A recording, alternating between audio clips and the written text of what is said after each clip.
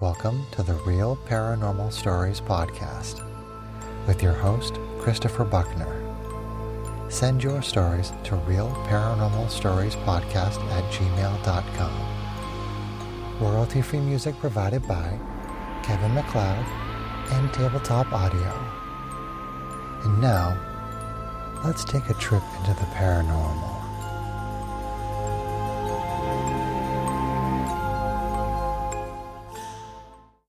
This story comes from Reddit user Netto Saito. That's Netto Saito. And this is their story. One of the scariest moments in my life came from something I cannot explain. It's something I think about every time I drive down that road.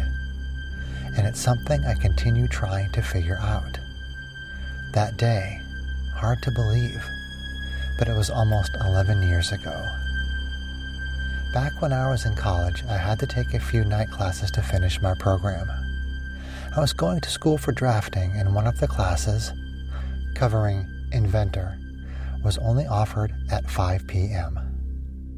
This was a bit of a pain for me, as I lived with my parents still, and the college was located an hour away. So getting off at 3 p.m., then driving home, and heading back was pointless. That's why I typically stayed and just killed time at school until it was time. Sometimes my dad, who worked down the street from the school, would wait around, and my mom would meet us for dinner. But other times, it was just me killing time. Yeah, it was a pain, but you do what you have to do. One day near the end of the semester, both of my parents decided to meet up with me just as we had before. It was getting close to Christmas, and this town happened to be where our closest mall was located also. So they decided to use the chance to get in some Christmas shopping. And after we finished eating, they did just that. I went to school, they went shopping, and that was that. Or at least I thought. With Inventor, despite it lasting a few hours, you could leave whenever you wanted. We were allowed to work ahead, and he didn't care when you left as long as your assignment was done. Being someone who picked up on the program and 3D modeling quick, I was in the group of kids who was constantly 10 or so models ahead, so it didn't matter when I left usually. This being the end of the semester, however, I was out of work to do. I reached the end, so I ended up leaving class extra early. So I called my parents to let them know. They were still at the mall, so I drove over there to meet up with them. I did some shopping myself, and then we packed up the two cars to leave. Since they had gifts for me, my dad decided to drive one car, while my mom went with me in mine. Dad left first, so I didn't see what they had inside, and I took out after him. Back then, I still hated driving at night. Heck, I still do. So I followed him closely on the way back. My dad is a crazy safe driver, so he drives slow, annoyingly slow. So it took longer following him, but it was okay. Felt safer with him in the lead. Getting close to home, we arrived at the T outside of the town I'll call RL. My dad was at the stop sign ready to turn left, but a car was coming. So my dad, being an extra safe driver, he proceeded to peel out and cut the guy off. Now, RL isn't the safest town around, and when the guy slammed on his brakes and stopped in the road, I was scared. This is where people would get shot, and the guy stopping terrified me. I sat at the stop sign myself and had no idea what to do. Do I go? Do I wait? What is this crazy guy going to do? I sat there for a few minutes freaked out before my mom finally just said, "Just go." So I did, and the whole time I kept my eyes on the gray car as I slowly pulled out and passed them. "They are gone!" My mom screaming shocked me, and I remember saying, "What are you talking about?" As I too realized the car I was passing was not there. In fact, another car then passed through where the first car was sitting. The car was gone. where I was looking was empty. Later, when I got home, we asked my dad about it, and he was confused. He wouldn't answer a cell phone while driving. According to him, there was never a car. He wondered why we stopped, and said we were the only ones on the road, minus the guy he passed down the road away 5 or so minutes later. So, what did we see? Every time I passed that road, I looked to see if maybe something could have reflected light and made it look like a car. But there was nothing there.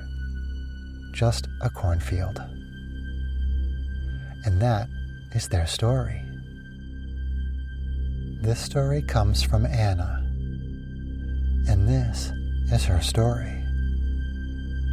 My experience with the ghost of a deceased college student. His death was ruled a suicide, but we all know it was murder. In 2012, I transferred to a small liberal arts college my sophomore year. My boyfriend at the time had a group of friends who lived in a house off campus. He told me that the year before his friends moved in, another group of guys he knew lived there. One of the guys who lived there the previous year, we'll call him C, had died in the house. His death was ruled a suicide, but it was super suspicious. The police claimed C hanged himself in his closet. However, when his roommates found him, he was lying on his bed with a belt around his neck. Apparently, C had a super crazy girlfriend. She was jealous, delusional, and physically abusive towards him. The night he died, his roommates heard him and his girlfriend fighting. After about 10 minutes of silence, his girlfriend left the house in a hurry. A half hour later, one of the roommates checked on C to see if he was okay. That's when they found him. The roommates tried to tell the police that the girlfriend was involved, but the police were convinced it was suicide. Fast forward to 2012, my boyfriend was telling me about C. Apparently he had a very specific way of opening doors. He would turn the knob all the way to the right, then lean all of his body weight into the door. My boyfriend told me this because he once saw C fall down basement stairs at a party by opening a door this way. He also broke a door in a dorm room doing this. The next day we went to visit the friends living in the house where C died the previous year. My boyfriend, Z, got stuck with the room C died in. We were sitting around drinking and chatting in Z's room. C got brought up. Z said, "Yeah, we all know his girlfriend killed him." At that moment, the doorknob turned all the way to the right, and the bedroom door flew open, just like my boyfriend had described it. All of the roommates were in Z's room, so none of them could have done it. At first, I thought my boyfriend told me the story about C, so they could play this prank on me to scare me. But the horror on his face convinced me that wasn't the case. We all sat there in stunned silence when we heard a thud in the closet. Z opened the closet, and the hanger that held his belts had fallen to the floor. We all ran out of the house so fast. I've racked my brain for years looking for an explanation. I'm a logical person and believe most things can be explained, but this experience still chills me to my bones. And that was Anna's story. That's the end of Season 1 of the Real Paranormal Stories podcast. Stay tuned for Season 2.